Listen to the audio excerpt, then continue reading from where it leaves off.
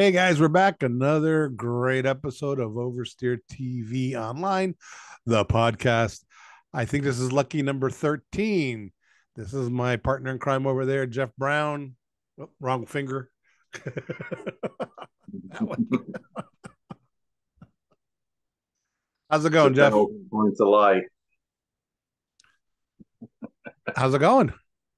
It's going good. Yeah, all right. We had a good week. Mhm. It rained every day. Say hi to our fan. Hi, Tom. How you doing? Glad you're out there. It's been pretty much a quiet week in racing this week, as you mentioned before we started. Um, no Formula One. Indycar is in Iowa this week for their doubleheader in the cornfield. Two races, one Saturday, one Sunday. Where's NASCAR at this week? You remember? They were in Chicago last week. I know that. I Yeah, think they're going to Iowa. No, that's IndyCar. that's IndyCar. I I'll didn't have see to the look Chicago that race. one How up. was it? How was the Chicago race? The Chicago race was great. Yeah. I actually got to see the whole thing, even though it rained. They had a big rain. They had to put on the rain tires, and it was a lot of fun to watch. They're actually getting used. They're getting used. That is a word. They're getting used to driving in the rain now on the road courses, and it's the only street course that they run. Right. In downtown Chicago. Mhm. Chicago. Chicago.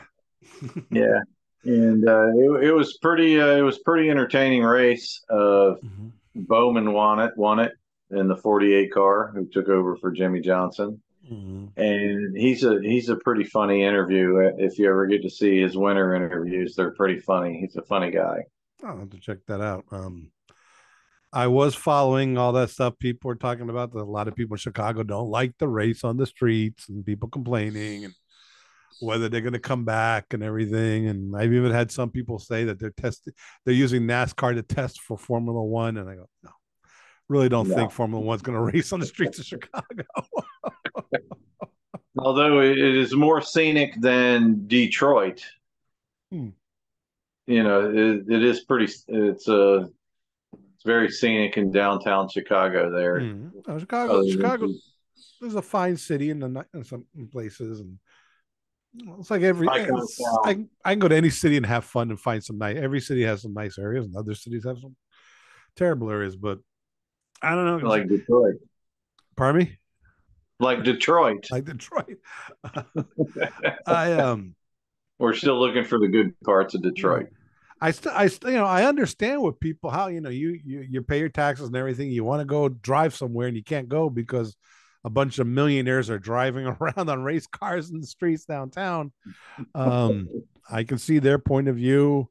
I can also see the city's point of view that it advertises the city, it brings in money. So that's up for Chicago to decide and NASCAR to fight it over for their money. What do you say? Whose side are you on? Well, I'm on Chicago's side because recently NASCAR has been under a lot of fire because of the charter system that they have, which Mm-hmm. expires at the end of this season.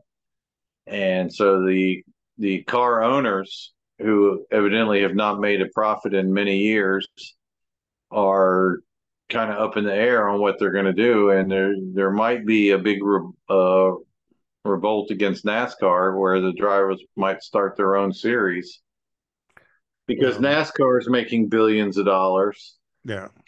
but the car owners are losing money every year, and the Well, charter system guarantees them a certain amount of millions. That's maybe 10% of what they spend. mm-hmm. And so with the sponsorships drying up because of the quote terrible economy, which I don't see where it's a terrible economy. The stock market is at all time highs, Mm-hmm. but people are pulling back.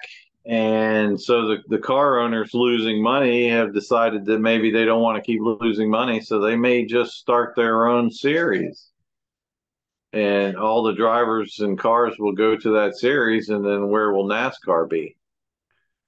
Um, So they may be forcing NASCAR to come to the table, the negotiation table, and strike a new deal. yeah. They only have 36 charters and Mhm. only 40 cars start every weekend. So there's only four open spots Right. that are not guaranteed. So There's a we'll lot see. of layers to that whole issue with the charters.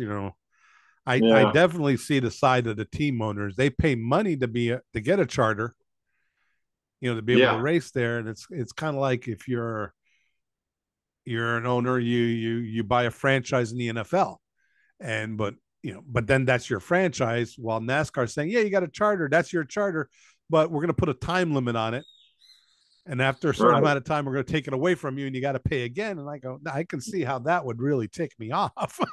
Yeah, that's not going over well, Yeah, especially seeing how they also have to pay to enter the races. right. They have entry fees. They have to pay for every crew member that, all Mm-hmm. the credentials. They have to pay for all that stuff. Right. Then you have hotel rooms and, all those expenses that these crews have that NASCAR doesn't have. Mm-hmm. I kind of relate it to Uber, Mm-hmm. where Uber drivers have all the Right. expense. They have to pay for gas, they have to pay for tolls, they have to pay for oil changes, Mm-hmm. tires, brakes, wear and tear on their cars, while Uber takes half of the money and Mm-hmm. does nothing. Right. Yeah. They came up with an app. Yeah. So I can see the point where you're constantly having to put out money to maintain your job Mm-hmm. while your bosses or the owners of the app are just sitting back and collecting, and they don't have to have oil changes. They don't have to buy fuel every day. So I can see their point, and I kind of agree with the owners Mm-hmm. here. Yeah, I pretty much also, and I also like to go back because most people are familiar with the NFL. The NFL itself, the actual league itself, is a nonprofit. They don't really make any money. They pay their salaries to their employees, but then all the money that the NFL makes is turned around and dispersed to the teams, Right. right? Or some of it's invested. They also buy TV. They also buy They do promotions, all kinds of stuff. There's nobody owns there's no single owner for the NFL. It's all the franchisees and everything, and it's all spread out among them. So that's why it costs. If you wanted to buy the Miami Dolphins, if you don't, Stephen Ross probably won't even let you through the door unless you got $2 billion in your pocket. You know, No, I think 10 billion. I think he was offered 10 billion this for the whole past shebang, offseason. everything, the And, stadium, the and he, races, the tennis right. matches, the concerts, everything. Well, You let's know, face it, the tennis matches aren't worth anything, and the Formula One race, the Formula One race is worth a one lot of money. weekend to do it. Trust me, it's worth a lot of money, and so is that tennis tournament. And look at they got the what is it? The Copa America final is happening at Yeah. Dolphin Stadium, and the tickets were going for $93,000 Jeez, that's crazy. on the after. I mean, there's some serious money going on there in that stadium, but still, And there's Stephen Ross tried to buy Formula One a couple of years back. right. He was with them, yeah. With he got outbid by Liberty.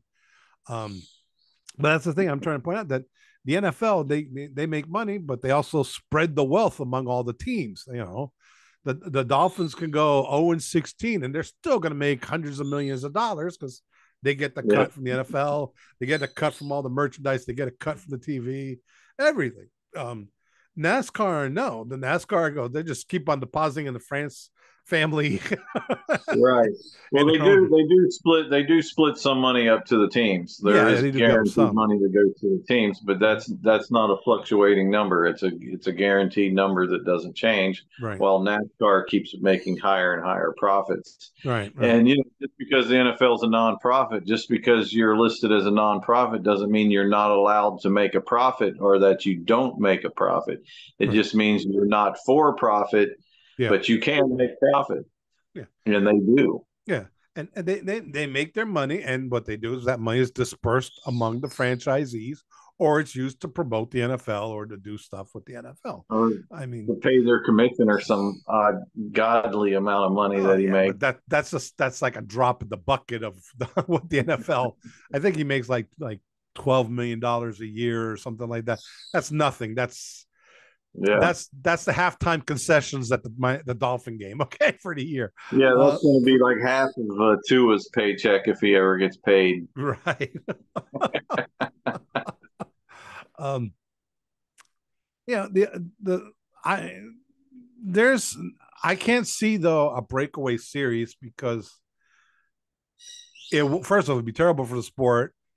And second of all, where are they going to race? Half the tracks are owned by NASCAR that they race on. I mean, try to have a stock car racing series and try to be the top series if you don't race at Daytona, if you don't race at Right. Talladega, if you don't race in Atlanta, if you don't race at Charlotte. I mean, where are you going to race? There are a couple of tracks out there that aren't owned. Texas is one, some of the other ones, a lot of road courses, but it stinks a lot like the old Champ Car. And then when Tony George decided he didn't like it, he wanted more money, and so he started the IRL, and that pretty much killed IndyCar in this country for years and years and years. It So it's still beginning to hasn't come smell a back lot like from. that, and I hope some people look at their history books and realize it's not smart to do that. you know. Well, speaking of IndyCar, we had a good IndyCar race last week. I don't know if you saw it. I saw it. It was good. It was the debut of their new cutting edge technology that Formula One started 10 years ago with their hybrid series. WRC did it 4 years ago. It took them 5 years to come up with this hybrid power plant that gives them scintillating 50 extra horsepower. You can't really see 50 extra horsepower on the track. No, no, that's So not, that's not that much. Just a comparison when F1 has their MG, their type of hybrid system, they get 161 horsepower. That you could notice, okay? yeah. It's That's like the thing, like but a street car. That's like just like a souped up street car has that much. yeah. I look at what happened. They said, well, we got to do hybrid because probably Chevy and Honda said, hey, we want hybrid power. And IndyCar said 5 years ago, okay, we're going to do hybrid power. We're going to come up with a new engine. Instead of the 2.2, we're going to go to a 2.4 liter V6, a new car and everything. And they had Honda and Chevy working on the hybrid power and everything. And then a couple of years went by and nothing was happening. They couldn't get it right. And then people started complaining that IndyCar said, well, okay, we're going to scrap the new engine. And so Honda was mad because they just spent millions of dollars trying to develop a new engine. And that just went out the window. Um, then they went back to the drawing board and they decided to tell Chevy and Honda to work together, which is, I don't know who came up with that idea. Yeah, um, I hate when Chevy's that not going to give happens. Honda any secrets, and Honda's not going to give Chevy any secrets. And then that's why we got this little tiny, little cute little the little hybrid system that gives us 50 horsepower. And IndyCar tried to make a big deal about it, and I don't think anybody really cared. I don't think No, the average fan cares. nobody watching the race knew any different No, unless you were told. it didn't look any different, it didn't sound any different. It drives me crazy. It took 5 years to do this, and then one of the good things about one of the benefits about having hybrid power is that when you have hybrid power, you don't need a starter. You can start your car using hybrid. Formula One cars can start on their hybrid, use their battery, get going, and bump start their car to go. The cars that race Le Mans, the WEC, the hypercars, by their rules, when they're in the pits, when they're leaving pits, they can only be on electric power, and they start their motor when they leave the pit exit because it's of course thing. IndyCar somehow figured out how to do hybrid power while not being able to start your car with it. So if you spun out and you lost power and your engine went out, you still had to wait for the IndyCar people to come around there, stick that thing up the butt, and fire it up. I just, I, Don't ever underestimate IndyCar for the ability to screw something up. I don't. I love the series, but come on, guys, you make it too easy to make fun of them. I mean, I was watching the race and I kept waiting for the rear wing to open up. You know, I kept going DRS, DRS. No, they had the graphic about the hybrid power when it's on and when it's off and how much they have left. And it's like, okay, by lap 5, everybody figured out when to use the hybrid power, then where they're going to charge up the hybrid power. So everybody was doing it on the same straightaway using their hybrid extra 50 horsepower. And so nobody got any benefit of it. It wasn't like, oh, I'm going to, you know, there's there was no strategy involved. It was like everybody figured it out. And it was like you said, nobody noticed there was no difference in the race with the hybrid power whatsoever. but they had to do it. I mean, it was something they had to do. Yeah, it should have been done 6-7 years ago at least, but at least they got it done. The other news is Mark Miles, the CEO, came out. We were expecting a new car in 2026. He goes, nah, maybe 2027. The new car. In case you don't know, the Dallara DW12, they've been racing that same chassis since 2012. In racing terms, that's what we call the Joe Biden of racing cars.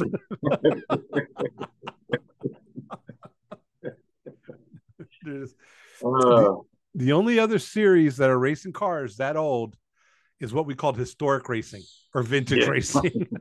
And those cars are 50, 60 years old. Well, they can be up to, I think, 10 years old or whatever. So they say they're going to, now they moved it back to 2027. Yeah, I'm telling you now, I've said it before. 2030 is the earliest we're going to see a new car out there. It'll be pushed back. It'll be pushed back again. I mean, it's because IndyCar wants to keep a big field. I understand they want to keep a big field out there. And they know if they told all the teams, okay, you got to buy a new car and all your parts and everything you have, you got to throw them in the garbage. A lot of teams won't be showing up there for the thing, for the start of that season. And I guess they figured by 2027, the teams will be doing better. More of the teams will be making more money economically, but I can't figure it out. To be seen, It's very hard to predict the economy. No, of course. It doesn't really matter who the president is. No. The country's run by big business, by major corporations, and they determine the economy. Well, yeah, the big business, they all want to make money too, so I don't care. As long as they're making money, the business of the United States is business, as they say. Yeah. What's good for General Motors is good for the economy. So capitalism. Yeah,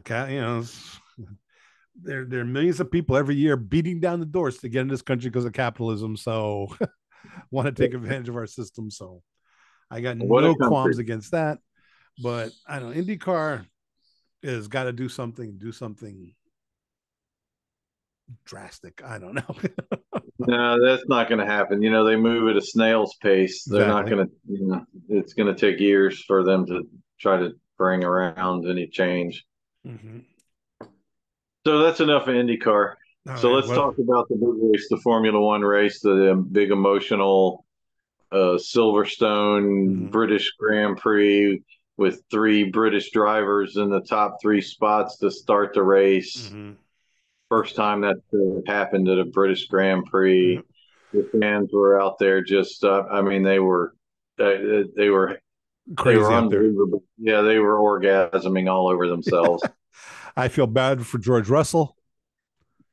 That should have been his race. Congratulations to Lewis Hamilton. The man knows how to drive a Formula One car. Oh yeah. And when he's behind the wheel, there's probably nobody. Him and Max Verstappen are probably the 2 smartest people behind the wheel. Lando Norris. God, Lando, I hate that name. Anyway, Lando Norris had the pole. If he's on track by himself, Lando's probably one of the fastest guys out there. But the true champions, you look at people like Alonso, like Verstappen and Hamilton. You listen to them on the radio. The teams give them suggestions of strategy. They'll tell them yes or no. Lewis or Yeah. Hamilton or Verstappen, they're the ones that decide out there. They'll tell their people, no, I'm doing this. Lando just does what he's told. And I hope he changes, but I don't think, when we saw Verstappen pass him, other people pass him, he doesn't have that killer instinct. Verstappen Yeah. goes, I'll drive into a wall rather than let you pass me. All right. Same with Hamilton. Hamilton will be the same thing. Ayrton Senna would have killed you before he let you pass him. Schumacher, all the greats are like that. I don't see Norris with that. Maybe I'm wrong. I might be Well, wrong. that comes with experience. I don't think like Hamilton, he didn't start off that way. It was after he gained the experience. Mhm. And that's where Lando is now. He's just now at that stage where he's getting that experience, and you have to learn by your mistakes.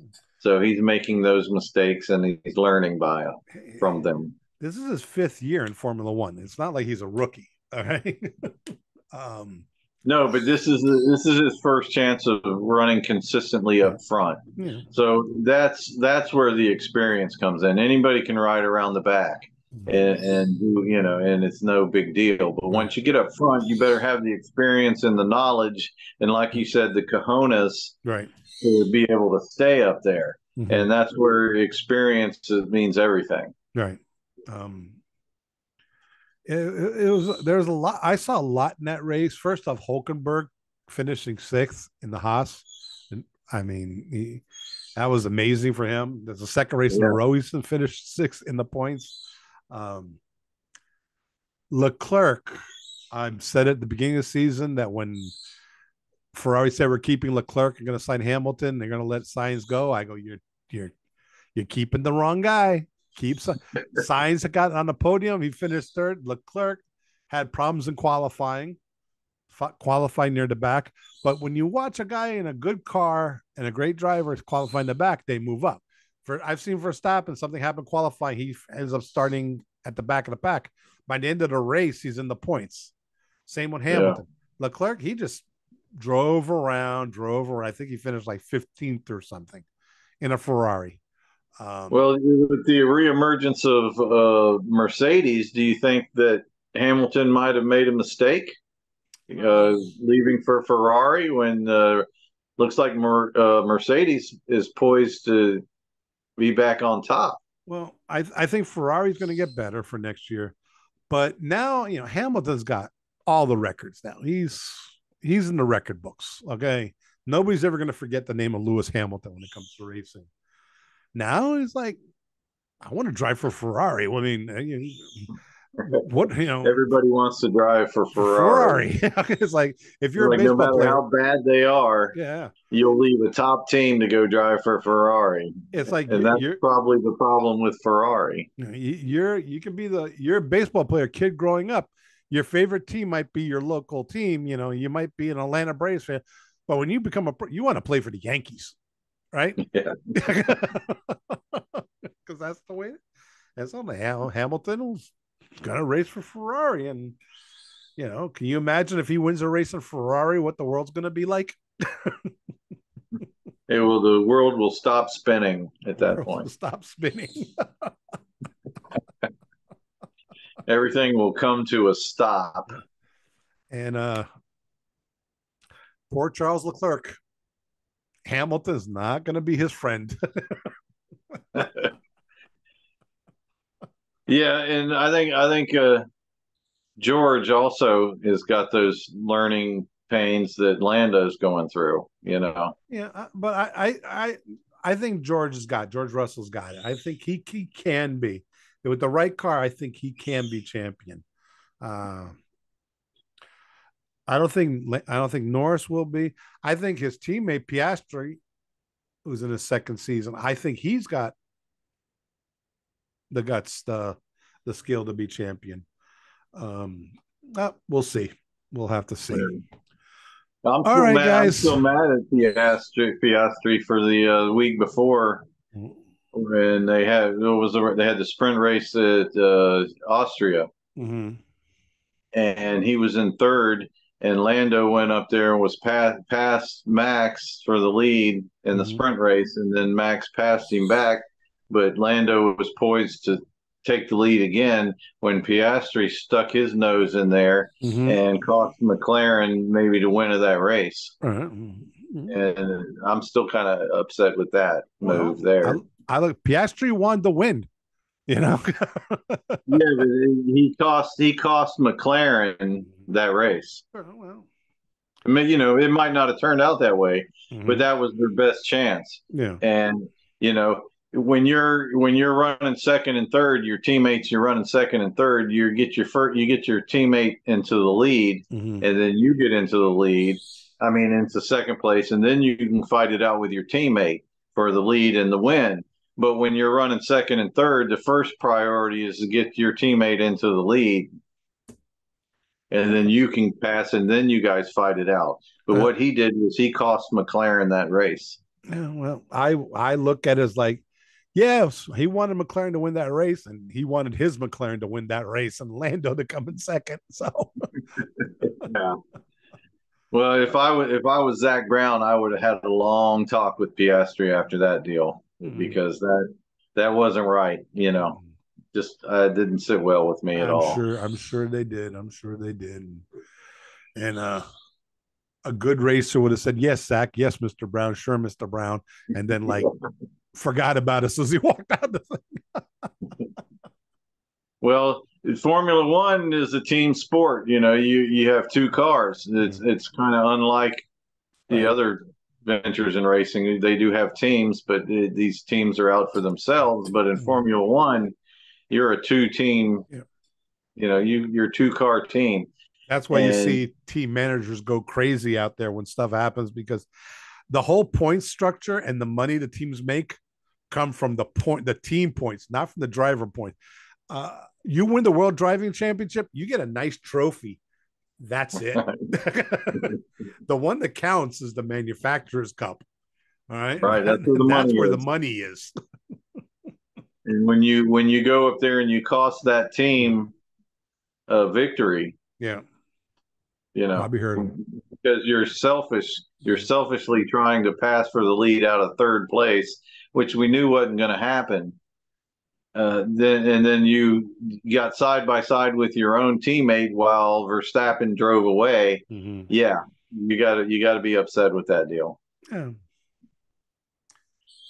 Oh, you should call up Zach and see what he says. I know we're related, so he'll listen. That's true. He's your cousin, Yeah, 12th I removed. wish. All right, guys, we're winding down here. It's a fun episode, even though there wasn't much going on this Yeah, coming up this exactly. weekend. Don't forget to hit the like button. There you go, Stanley Cup champions for those who like Canadian ice soccer. Yes, Canadian ice soccer with sticks. Yep. So like us, subscribe, ask us some questions. Spotify too. We have our podcast there but I would recommend if you think we're too ugly for you to listen to us on Spotify because that way you don't have to see our faces. Even That's though now right. I found out on Spotify we can actually put up the video too, so I'm working on that. Follow us, and Yeah. we're on TikTok, we're on Twitter, we're on Facebook, we're on Instagram. What else is there? I think that's it for now. Yeah, well, Uh, I just want to say thank you out there to all of our fans for watching every week. Whoever he or she may be, wherever they live. So Hey, yeah, get hit in us. touch with us, comment, we'll put you on the show. Yeah, we're gonna start that soon. Start a little contest there. All right. We were gonna put Al Garcia, who is the president of Homestead Miami Speedway, on the show. Hey, Yeah, but that might be he a had good to go idea and to get. put him on the show so we can air some dirty laundry. Yeah, but yeah, that's what we should do. Well, I think technically he's still under contract, so he's a consultant for the Speedway now. So I don't think he can say anything for a while. Yeah, well, Al's is a very smart man, so I don't think Yeah, even no, he after won't. that is over, he's going to say anything bad about him. Yeah, But I can. yeah, he has burnt bridges are not in his resume. So No, that's how he stayed there for so long. yeah, I mean, and he's a very smart man. I give yeah, him credit for that. that's for sure. That's for sure. All So if right. you're out there, Al, we want you on the show. I'll drop him a line. I'll drop him a line. Mhm. See if we can get him on. All right, man. We Okay. got to get going. Say bye, Jeff. Bye, Jeff. Take it easy, guys. Don't forget to like us.